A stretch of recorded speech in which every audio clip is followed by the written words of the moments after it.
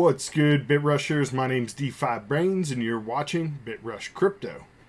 Today's video is going to be a review of vEmpire. They are a democratic DAO building metaverse games. They currently have a strategy style card game that is active and ready to play, played to earn of course. And there is several staking options available where you can stake your favorite metaverse coin and earn high yield. We're going to cover the project in detail and show you how to play the game, so if all that sounds good, do stick around. But before we get going, please tap on that thumbs up button, it does help the channel. If you're not subscribed already, please consider doing so, and if you want, you can click that bell to be notified as my videos drop. Also follow me on social media, all of my links are in the description below, specifically on Twitter at D5Brains with the Z. In addition to my social media links, you can also find everything regarding this project linked in the description below. And if you'd like, go ahead and leave me a comment and let me know what you think. And let's go. Before we get into the vEmpire, I just want to remind you about my new company that we've recently launched. We're also building a few games, and you can find us and follow us over on Twitter at ABRAXAS_DAO. We do have weekly AMAs, game night, and movie nights on Fridays, as well as several whitelist giveaways, so go ahead and follow us here on Twitter and join up the Discord for more information and plenty of opportunities to earn. Alright, so starting out the video review today, we are going to come over to v-empire.io. That is the official URL for the vEmpire project. And right up top here, we can see vEmpire DDAO is the world's largest decentralized metaverse investment organization. The official vEmpire protocol incorporates different strategies to incentivize metaverse token staking to fund the battle against centralization. vEmpire is entirely focused on protecting decentralized technologies through virtual property and metaversal asset acquisition. And just scrolling down a little bit more, we have some information here. DDAO provides a way for the vEmpire community to buy the metaverse haystack rather than trying to find the needle. Guild runs the Metaverse Scholarship Program, which lowers the barrier for entry for players to earn financial rewards from P2E games. It also provides the DDAO with passive profits. Metaverse token staking. Stake Metaverse cryptocurrencies to earn lucrative financial rewards on your crypto holdings passively. And finally, the one that we're probably most interested in here is the gaming. So you can use their token, the vEmp, to interact with immersive play-to-earn games to earn better rewards in the DDAO. And for any of those wondering, DDAO does stand for Democratic Decentralized Autonomous Organizations. They added another D on there to represent democratic, but I'm pretty sure all DAOs are democratic by nature. But either way, that's what they're calling it, is a DDAO. There is quite a bit of liquidity already locked here in this protocol. As you can see, 13,800,000. We do have the ability to buy on Gate.io, on Uniswap, or on PancakeSwap. The game itself is going to be on Binance Smart Chain, so you're most likely going to want to pick these up on PancakeSwap if you're planning on using them in-game rather than as an investment vehicle. They have some really healthy APRs on their staking, so if you stake Ethereum, you can earn 14% in Ethereum plus 12% in the VEMP. Mana here, we have 26 plus 19. Sand is going to be 18% plus 2%. Star L is going to be 5% straight. Axis is going to be 73% plus 14%, and then if you just stake the straight VEMP tokens, you'll earn 15% back on those rewards as well.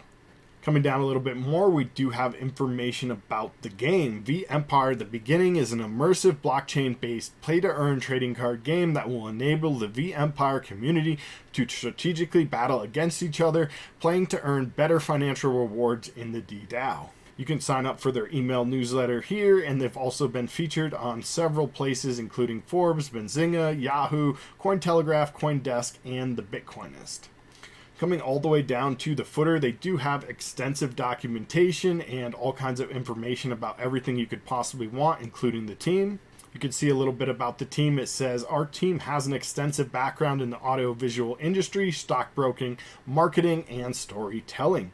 The unique combination will enable us to produce some of the best blockchain-based games in the industry, and our passion for decentralized technologies will fuel the fire for creating a more democratic DAO that can help govern the industry. And up top here, we have the core team, Dom Ryder and Mike Ryder, CEO and COO. They do have their Twitters and LinkedIn available.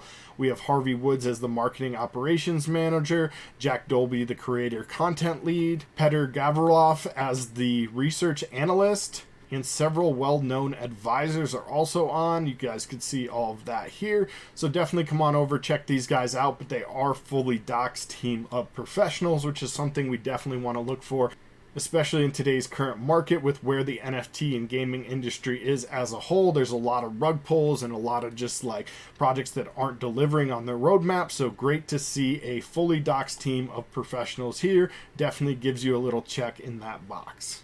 Next, we can come over to their Medium article and read a little bit more about the game and how we play. It says, below is a short guide to get you set up and running on the play-to-earn version of the online trading game, vEmpire at the beginning. In order to play, you'll need a MetaMask wallet, Vemp, and some ETH/BNB in your wallet, depending on which network you decide to play on. Okay, so I didn't know that actually. I thought it was only on BNB, but it actually looks like you can play on Ethereum network as well. And I do believe they also have some plans for some other networks and protocols. So the first thing you can do is just navigate over to play.vempire.io. So it's just a subdomain play. Before their normal website there. And on the main menu, you'll see a button that asks you to connect your wallet. Once you're connected, you'll be redirected to the main menu where you can begin playing. The in-game currency is going to be excess Vemp. The only way you can get this is by swapping your Vemp at a 1-to-1 ratio. There is a button on the top left where you can make this transaction. And I'll show you guys that here in just a minute, but I just want to run through this guide. Next, to get started, once you have those tokens, is you can either join a room and decide to battle someone who already has it set up, or you can create your own room and set the price you would like to wager. Once you're in the lobby, you have a 5-minute timer to wait for your opponent to join. Once they've joined, you'll both set the risk level, which is the percentage of the room's allocated excess Vemp you wish to play with. The winner will take 90% of the winnings and the 10% will go to the DDAO. Once both players agree on the risk level, it'll ask you to sign a transaction in MetaMask, basically assigning those tokens to that match. After the battle is over, you can claim any winnings from the battle history page. Please note that if you're playing on Ethereum network, it can take up to 4 hours to be able to claim your excess Vemp. However, if you're playing on Binance Smart Chain, it should only take around 15 minutes. You can also find a complete game manual over here, and we're going to go through that as well. It goes through what some of the characters and cards do, and you're definitely going to want to read that before you start playing, so you do have a great idea on what strategy you want to use to maximize your earnings and make sure you're earning as much possible coin as you can on each one of these matches. Don't just go into them blind and hope that you win. Do a little bit of research, learn more about what the cards do, and get a great strategy going.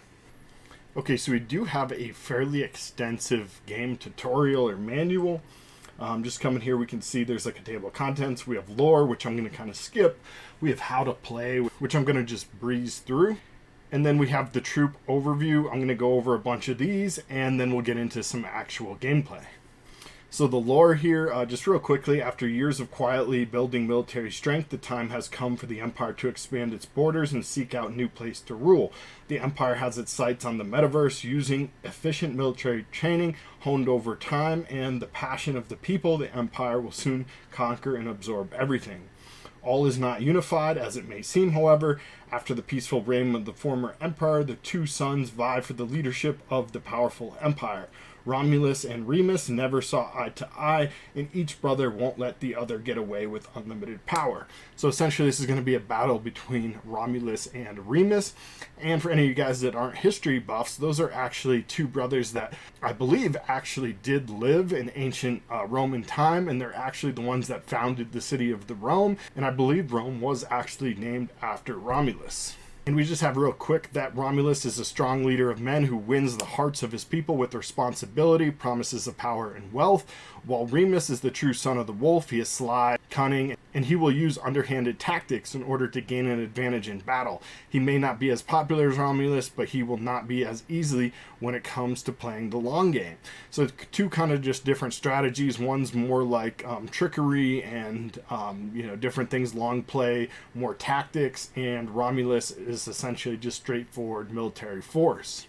So how to play? The beginning is a two-player trading game where the aim is to beat the opponent's score in a best-of-3 round scenario. The player must choose which faction to play as so as to be matched up with an opponent taking the opposite side. Each faction has a deck of up to 41 faction-specific cards as well as 10 universal cards belonging to both factions. When preparing for battle, a player must choose 25 cards from their deck, which will make up their legion. When entering the game, each player is randomly assigned a hand of 15 from their legion. The rest go into the battle deck. Although the hand is dealt as 15 cards, there are cards with the ability that allow players to dip into the battle deck and access cards they may not have been assigned in the original hand. Playing the game. So a virtual coin is flipped at the start of the game and the winner gets to play the first card. Players then take turns back and forth to play each card until either player decides to end the round or runs out of cards. Remember that although the objective is to win rounds, there are 3 rounds that you need to play in total, so you may need to keep cards in reserve for later rounds. Don't play all your cards the first round or you'll have to forfeit the second and third. So there is a little bit of like strategy involved with that. Do you go just all out and try to win round 1 and 2? Do you win 1 and try to like maybe, bait them on round 2? Or do you bait them on round 1 and try to get round 2 and 3? We'll leave that strategy up to you individually for each game that you're playing. At the end of the round, though, all cards on the battlefield are sent to each player's discard pile. Some cards may have abilities that prevent this, and the next round are played with the cards remaining in the player's hand. Winning the game. The game is played in a best-of-3 round format, as we've already talked about. To win the round, you must end with a higher overall strength on your side of the battlefield. Bear in mind that once you have chosen to end the round, your opponent can continue to play cards until they choose to end it. The temptation may be to keep playing cards after your opponent ends the first round, but don't waste valuable cards that you might need later in the game, right? So we already kind of talked about that, a little bit of strategy on there on how aggressive you play each round. And then using your NFTs. Many of our players have purchased NFTs of various cards. When choosing your legion, if you have an NFT of a card you have picked, you'll be able to take the NFT or multiples of them with you. And they will visually replace the generic cards in play. You'll only be able to take the maximum amount of the card count. So for example, if you have 4 cataracts, but you're only allowed to take 3 maximum with you. In this scenario, you'll only be allowed to take 3. So basically, you don't need to buy more NFTs than you can actually play in game, but that's up to you guys if you want to just have them as a collector. And then NFT boost. NFTs will also add bonuses to their respective cards. Common NFTs will add a strength bonus of 1, rare NFTs will add a strength bonus of 2, and unique NFTs will add a strength bonus of 3. So since the point of the game is to have the highest strength on the battlefield, it's definitely going to be more beneficial to own these NFTs. If you're looking to do so, you will get an advantage in game. Next, the troops. There's quite a bit of them, so I'm not going to go through every single one, but I'm just going to browse through a couple of the cards on each side to give you guys an idea of what kind of cards you have to play with. Light soldiers. We have like the ranged archer here, and this one's going to give you a strength of 3, and you're allowed to have 3 of these, and they also have the ability of volley, which automatically play all the other archers from your hand and legion. So essentially, if you have 3 of these in your in your hand and you play one, you're going to automatically be able to play all 3 of them. And since they have a strength count of 3, that will be total a strength count of 9, so that could definitely come in handy. There's also something like a heavy soldier here where they essentially have no extra abilities. You're allowed to have 3 of them and a strength of 4. So just a nice powerful card that you can lay down there and keep about 3 of these in your hand. They also have some more powerful hero cards. Here we can see is Julius, who's a heavy soldier. His strength is going to be 5, and you're only allowed to have 1 of these. And he's a strategist, so you can increase the strength of heavy soldiers by 50%, rounding up. So really great. All of the heavy soldiers you have, you play this card, they're all going to increase their strength by about 50%. So from here, 5 rounding up, I'm guessing that would be 3, so it would give it a total of 8. Now let's take a look at some of the Remus troops. So these guys are also light soldiers. Strength 1, count 4, and he's not going to have any abilities. We have another light soldier here with the strength of 2, and you're allowed 4 of these in your deck. And he is expendable, meaning when an auxiliary card is discarded, you can replace it with a previous discarded auxiliary once per round. So kind of like as he gets taken out, you can put him back in. That's a really cool feature. We have a slingshot guy here who is like the ranged weaponry. He has a strength of 2 and card count 3, and his ability is stone throw. You can half the strength of your weakest enemy's card. And there's lots of other stuff here, guys. I'm literally just scrolling through and picking a couple here and there, but there are a ton of these, so definitely dig in a little bit deeper for yourself and learn more about all the cards before you create your own strategy.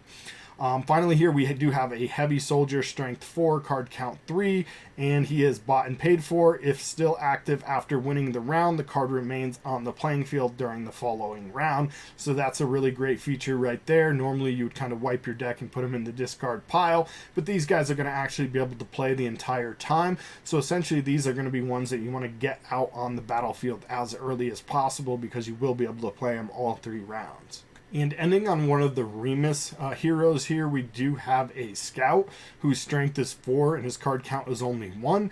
But what he has is the Master Spy ability, which picks up a card from your Legion and a card from your discard pile and put them into your hand. So again, that's really great if you want to play a card that you expended the last round. You can get that back and play it again. So there's some really cool abilities and different cards. There's definitely a lot of different options for creating your strategy. Again, guys, come on over here and read through all of this. We don't have time in the video to go through every single one, but they are fairly extensive. Lots of great abilities, great backstories on all of them. This card game does seem like it's going to be pretty fun to play, so let's go ahead and get into that now.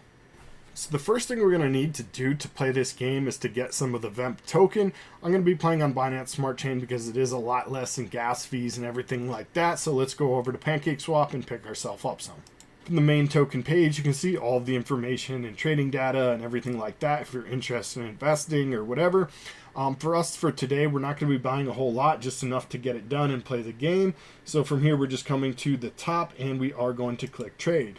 You are going to need to import this token into your wallet so you are able to interact with it. Just click I understand and import.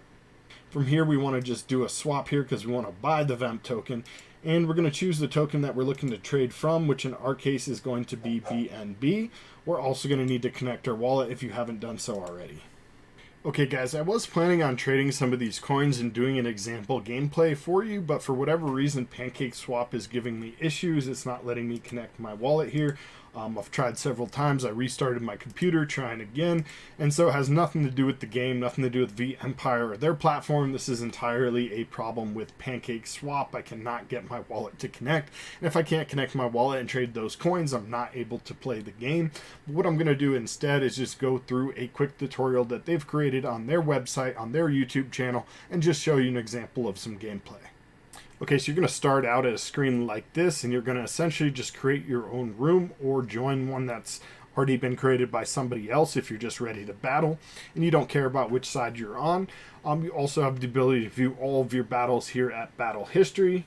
If you do decide to create your own room, you're going to be greeted with a screen like this, where essentially you choose how much of your XVEMP you would like to wager in the battle, and keep in mind that the winner does take all, and you're also going to get to choose your side, whereas if you're joining a game that's already been set up, you're going to have to choose the opposite of whatever side they've already previously chosen.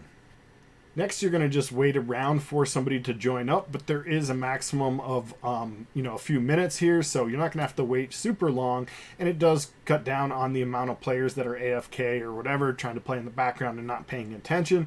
So just wait, and hopefully you get somebody to join up rather quickly. Next, whatever side you choose, you're going to have to choose which cards you would like to have in your deck. You can choose up to 25, and there is a maximum number on some cards on which ones you can choose, like 4 of these or 3 of those or only 1 of these per deck. So keep all that in mind while you are choosing the cards in your deck. If you do have the NFT versions, they're going to be upgraded, so make sure you choose those as well. From here, you're going to be ready to start the battle. If you won the coin flip, you will get the first play here, so you guys can do that. If you won the battle, you're going to get to play the first card, so you're just going to choose your card and go ahead and play it onto the board. After you've played your first card, it's going to be back and forth, and your opponent will now have a chance to play their card. You can see there's a timer up here in the top right hand corner for amount of time you have per turn, and we also see a battle amount of strength right here. So keep in mind, this is how you win. You're not actually trying to damage your opponent or anything. You're just building out the strongest army. So right now we have 10 points and they have 8 points in terms of strength. And you're going to go back and forth until you decide to end your turn. Or once you're done with the round, the opponent's going to have the opportunity to load up theirs as well and hold as many cards as they want for the remaining rounds also. And most of the cards you can only play once, so unless they have special abilities, just be careful on what ones you do play. A lot of strategy is going to go involved in this, not only creating your deck, but deciding with the order of cards you're going to play, and some of it is obviously random, as those cards are assigned randomly out of the amount that you put in your deck. That's essentially everything for this game. It's fairly simple, but definitely looks like it's a lot of fun, definitely a lot of strategy. If you guys are into strategy, I know I am. I really enjoyed reading all the different backstories there on all of the different cards and all of the different pieces. I had to cut it a little bit short for you guys in today's video, but definitely get in there, dig in, research all of these, figure out which NFTs you want to buy, follow these guys on Twitter, join up with their Discord to get all of the information you need about the game. Again, this thing does look rather fun. It's already built out, ready to go, and they're ready to start loading it onto the blockchain soon to actually make it a full blockchain compatible game. But right now you do have that ability to play to earn and start stacking up your VEMP. You can also stake, as we showed before. There are several metaverse options for staking and fairly high APRs as well. So really great platform altogether. Looking forward to big things to come from vEmpire and the game The Beginning. That's going to be everything for today's review video. I hope you guys did enjoy the content. If so, definitely smash the thumbs up on this video. Share it with a friend or family member. Anyone else think may enjoy staking their metaverse tokens or possibly playing that vEmpire game. They're definitely looking to build out and get bigger and bigger. So if you guys are into that sort of thing, hop on and get going early. As soon as I can figure out what's going on with my MetaMask, I'm going to get in there and get some VEMP and start playing this game as well. Possibly do a follow-up with a little bit of gameplay for you in the future. Other than that, find the links in the description for everything regarding the vEmpire game and DDAO, as well as all of my social media and links. You can also follow me and them on Twitter. And happy crypto. Let's keep getting those NFTs.